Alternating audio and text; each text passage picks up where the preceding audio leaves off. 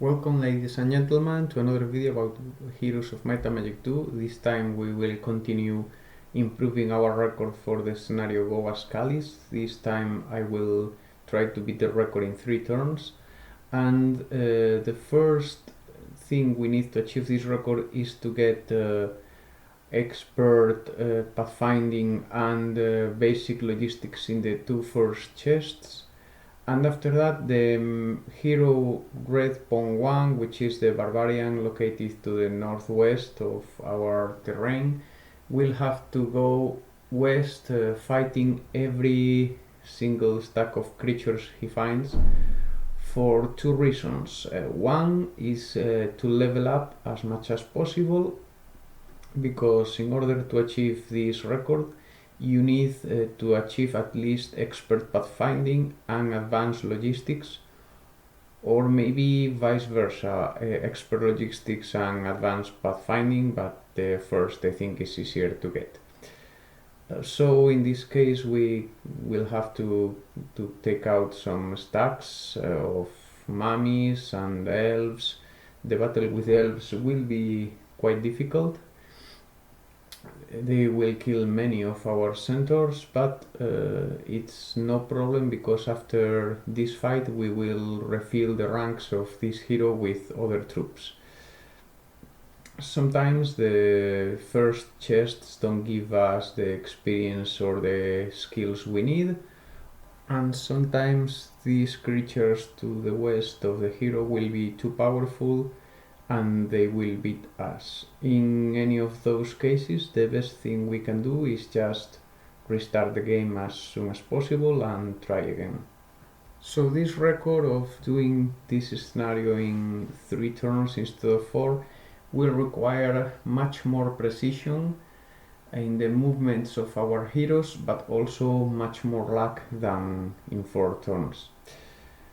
After we beat these Grand Elves, one important thing to be able to beat the scenario in 3 turns is going to the west and remain 1 square to the east of the stone lith, and then 1 square to the northeast, so we don't get the fight with the Grand Elves yet. We dismiss the heroes we don't need because they will just make us waste time. There are a couple of heroes that are useless from the beginning, and then we proceed to move our White King, which is one of the 2 heroes that have the largest army among all our troops. This hero doesn't have to level up, as he will give his troops to other heroes. And then we start moving all these other heroes to the designated points that make a chain of supply that allows us to move all the troops from the center east to the west in just 1 turn, which will be the 2nd turn. So first this barbarian will have to clean the path for the 2nd turn. And in this case we will beat the first creatures, but there are some nomads that are blocking our way. We could risk to take out these nomads, but maybe it's easier to just wait for the 2nd turn and let the White King take them out. So for now our barbarian just will get rid of the peasants who don't even go to battle against us, and it is important for the barbarians in the middle of the scenario to level up logistics and pathfinding if they can, so we can make a wider chain of supply of troops. The Queen is the other hero that has a large army to transport. In this case she just goes to the north, and the same applies to this warlock, which is a bishop in the chess game. So now we will have to move the last barbarian. This one will only have to take out 3 stacks of creatures to the west. First he will get some experience. and logistics is very good for our purpose. The first battle is against the rogues in the north of these three groups. The rogues have the ability not to get any counterattack from our creatures, but in this case the centaurs will take out three groups before they reach our position, and then we will kill the other two in the second turn, so our losses are minimum. After this, there are two groups left. The closer one is a stack of orcs, and then there is a group of peasants. But this is the group that will face first. They will join our army, and this is the second thing we have to take note before the second turn. The battle against the orc chiefs is quite easy, like before. We just lose some troops because we can't kill all the units in the first try, but the losses are minimum again. We have to move the peasants now, and then we get rid of the second round of orcs. With this, our first turn is almost over. There's a small thing to do yet, but we better save the game in case that something bad happens. At this moment, we need to know that the movement of our heroes is conditioned by the speed of the slowest of their creatures. So we get rid of the peasants in the barbarian hero and the sprites in our warlock, because these sprites are slower than the gargoyles, and then if we keep them in our army we won't be able to reach our main hero to pass him the troops. We can now begin the second turn, and in this turn the White King will have to defeat the nomads we left before. We don't need to fight because the king doesn't need to level up, and then we start passing the troops from hero to hero first. First, the White King will pass the Minotaurs, the Fire Elementals, and the Dragons to the Barbarian, but he won't pass the Earth Elementals as these are very slow.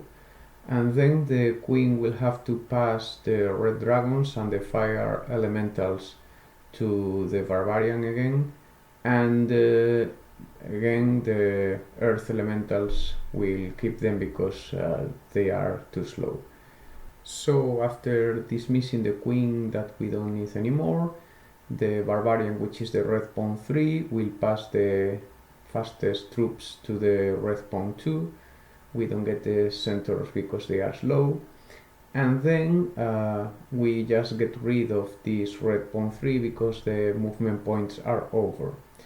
Now this new red pawn 2 doesn't have the movement points to pass the troops to the red pawn 1, but we still have the warlock that has the gargoyles, which are ultra fast, so we can use this hero, this warlock, as a bridge to move the rest of the troops to the main hero. Notice that the movement of the hero, which is conditioned by the slowest creature, is calculated only at the beginning of the turn. So if we now give the warlock slower creatures like the elementals or the red dragons, this will not affect his movement, so he still can reach the main hero, the red pawn 1. So now we give the troops, which are the ones we need for beating the White King, to this red pawn 1, and we also give the crown and the spear, which are stats enhancers. And then we dismiss the last hero we don't need, and we save the game again in case that something bad happens. And the only thing that may be bad is that the White King is not in our reach in the last turn, or that we take a bad route. Here we may want to fight the creatures we find in our way in case we get the expert logistics, which would increase a little bit our movement for the third and last turn, but as you'll see in this game it wasn't the case. We can skip the chest if we know it's not good enough, because that would be wasting one movement point. Yeah, we have to be that thorough in our movements, because wasting a single point can make the plan fail. And in this case, I saved and load the game, and I know that it's only 500 points. After we take the stone leaf, we can go to the north or to the west southwest. In this case, the good route is the north, and there's a warlock there, but we can ignore him. Just notice how I avoid the fights to save some movement points, and I find the White King there off guard, and I can kill him. There are games in which when I meet the White King, he has 30 finishes, and even in that case we can't beat this opponent just by focusing on the finishes first and killing the rest of the creatures later. One thing we must know is that if he attacks us, because when he has these 30 phoenixes he will attack us, then the victory will count as if it happened in the next turn, so that wouldn't be good for us. We need to find him in the third turn and attack him, and once we kill all his creatures he is beaten, and we pass this scenario in just 3 turns with a score of 315 and a rating of Black Dragon, so this is the best record we can achieve for this scenario. And that's all for today, so as usual, please like if you enjoyed the video, and see you in the next one. Goodbye.